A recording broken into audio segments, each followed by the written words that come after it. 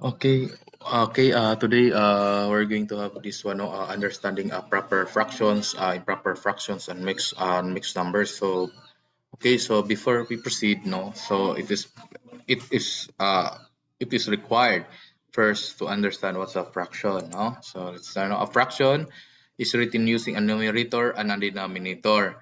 Okay, the denominator is the bottom number in a fraction that tells us the number of equal parts into which the whole has been divided, while the numerator is the top number that tells us the number the number of parts being considered. So for example here, no, 3, 8.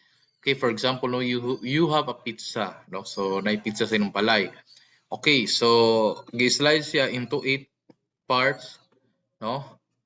Mo na siya ang that's now the total, no, the denominator, no, which is the denominator, no, tells us the number of equal parts. So ang 8 kabuok, no, into which the whole has been divided.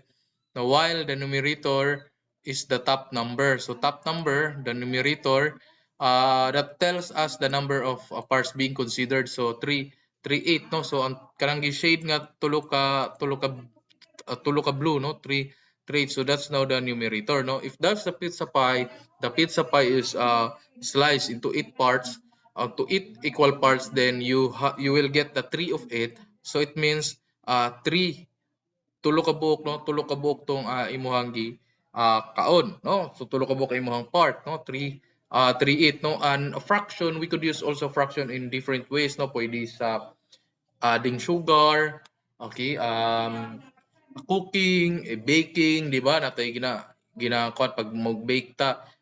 You put at 1/4 of sugar or 1/8 of sugar, di ba? So ingon na, so fraction is very very applicable, no, to our activities, no. So when the number is less than the numerator, they form a proper fraction. A proper fractions like 3, 8 are less than a whole, no? Below are some example of proper fractions. So ang proper fractions, okay? So if the numerator is lesser compared to the denominator, okay? So kung ang numerator daw niya gamay kaysa denominator, for example, these are the examples of proper fractions. Now look at them. Okay, so the numerator is smaller than the denominator. So that's the that's how to identify if a fraction is improper or proper fraction, no. So proper 1/4 is proper fraction. No? Always remember that in a proper fraction, no, always the numerator is lesser compared to the denominator. So mas gamay ang numerator kumpara nimo sa denominator. Okay? So nakuha? Okay, good, no? So an improper fraction is a fraction whose numerator is equal to or greater than its denominator. It represents a value equal to or greater than one whole, no? So the examples are examples of improper fractions, no? 5/4, which is an improper fraction because the numerator is bigger compared to the denominator, no? Basta gani sa improper fraction, basta gani dako ang numerator kumpara nimo sa denominator, that is improper fraction, no? Which is kabaliktaran sa proper fraction, no? In proper fraction, lesser ang numerator sa denominator. So that's an example of a proper fraction, no. In improper fraction, no, mas dako ang denominator kumpara nimo sa mas dako ang numerator kumpara nimo sa denominator. Okay? Next, no, meanwhile, a mixed number is a combination of a whole number and a proper fraction. So this is an example of of a mixed number. So tulo siya, no, 2 and 1/7, and then 3 and 1/2, no. So tulo na siya. Okay? So you will know that furthermore, no. Okay, identify whether the following fractions are proper or improper fraction. No, 2/3, it is proper or improper fraction or mixed.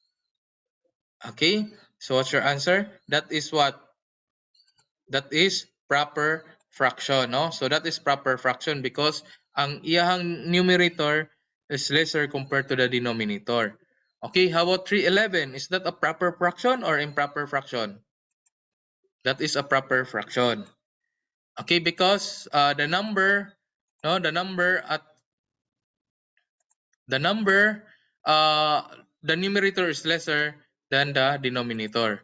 Okay, 5/4, that is improper fraction, no? Because the numerator is lesser compared to the denominator. Okay, and then ang equivalent ng 5/4 is 1 and 1/4 if we're going to simplify that one, no?